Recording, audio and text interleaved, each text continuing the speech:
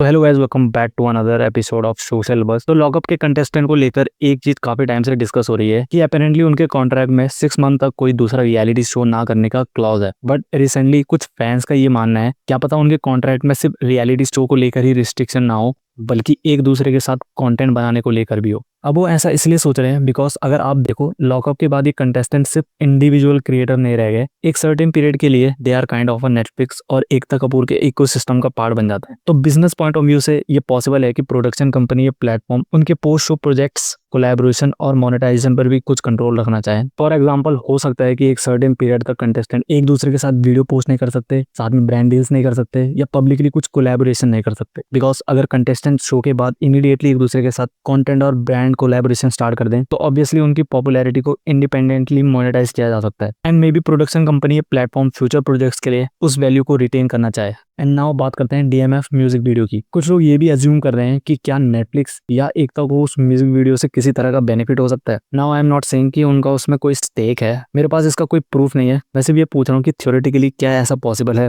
क्या reality show की contract में इस टाइप की क्लॉज एक्चुअली होती हैं। और एक और इंटरेस्टिंग एंगल है फैंस की क्यूरियोसिटी। अगर दो पॉपुलर कंटेस्टेंट सडनली एक दूसरे के साथ कंटेंट बनाना या पोस्ट करना बंद कर दें, तो ऑब्वियसली फैंस उनका कंटेंट मिस करेंगे और फिर फैंस क्या करेंगे, लॉकअप को दोबारा देखेंगे। और अगर कोई फैन अपने फेवरेट कंटेस्टेंट को दोबारा देखने के लिए नेटफ्लिक्स सब्सक्रिप्शन लेता है, तो टेक्निकली नेटफ्लिक्स को ही बेनिफिट हो रहा है। मतलब इनडायरेक्टली अगर फैंस को उनका नया कंटेंट नहीं मिलेगा, तो वो ऑब्वियसली लॉकअप के पुराने सीजन को देखेंगे एंड नेटफ्लिक्स सब्सक्रिप्शन खरीदेंगे, जिससे नेटफ्लिक्स को ही बेनिफिट होगा दोबारा। एंड अगेन गाइस, ये सिर्फ रैंडम थॉट्स एंड रूमर्स है।